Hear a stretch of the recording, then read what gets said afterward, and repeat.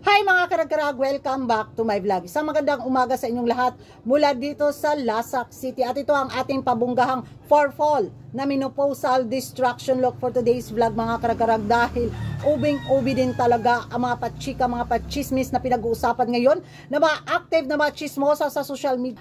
At ito na mga karag-karag, tinanong ako na mga kachismisan ko sa social media bitaw kung ano daw yung magiging reaction ko sa top 20 list ni Miss Universe 2010. Ang masasabi ko lang dyan, kibir, oy, anong paki natin kung hindi niya pinasok si Michelle D sa kanyang top 20, di ba? Kung hindi niya nagustuhan yung performance ni Michelle D sa preliminary at hindi niya talaga beat yung pambato natin na makapasok sa kanyang listahan, kahit sa kaduluduluhan ng kanyang listahan, wala tayong magawa, o di ba? Respetuhin natin yung niya, top 20 list niya. Kung nangunguna sa kanya si Mexico, alam nga naman, ibaba niya si Mexico nga. Kalahi man niya, di ba?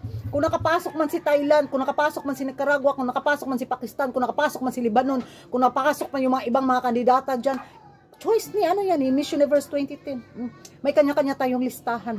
Pabayaan na natin siya. Kung hindi niya gusto yung Pilipinas na makapasok sa kanyang listahan, di wala tayong paki dyan. Dili magsakit ang atong for-fall na bangs.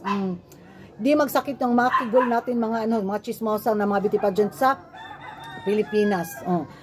Listahan niyo yan, edi sa kanya yan. Gawa din tayo ng listahan natin. Kung hindi natin ipasok si Mexico sa listahan natin, wala rin siyang paki, di ba? Pero in fairness naman, nag-perform naman talaga yung kandidata nila sa Miss Universe preliminary, ang pambato na Mexico. So, pasok siya sa listahan ko. Kung hindi niya na-feel si Michelle D na nag-perform ng bongga sa preliminary at wala talaga sa kanyang radar sa top 20, ay di, bahala siya siyang kinabuhi, oy. Unsa man mo din na pila tulo kalapad.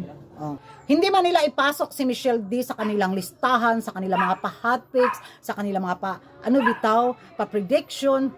Hindi naman tayo bulag. Nakikita naman natin sa dalawang mata natin kung paano nag-perform yung kandidata natin sa preliminary competition. So what? Listahan nila yan, gawa din tayo ng sarili nating listahan. Magkaalaman na lang talaga sa final sa Miss Universe 2023 bukas. Kung destiny nga ba ng ating pambato ang maligwak, ang maeltukuyo, or destiny nga ba ni Michelle D ang makapasok sa highest placement or iuwi ang panglimang corona sa Pilipinas. Abangan kung kaninong prediction ang tatama, kung kaninong listahan ang magkatugma, kung kaninong listahan ang sakto, di ba? So far, doon sa kay Miss Universe 2010, kung yun yung listahan niya sa top 20, good luck. Ganon. Yan ang mga karagaragan na yung masasabi nyo na hindi pasok si Michelle D sa listahan ni Miss Universe 2010 sa top 20. Pabor ba kayo nito mga karag-karag? Mag-ingay kayo sa comment section kung hindi ka pa nakapag-subscribe sa YouTube channel ko. Don't forget to like and subscribe ko rin karag. Ang babae lagi na karag-karag. And see you in my next vlog. Bye-bye. Unsa imo ha, dong?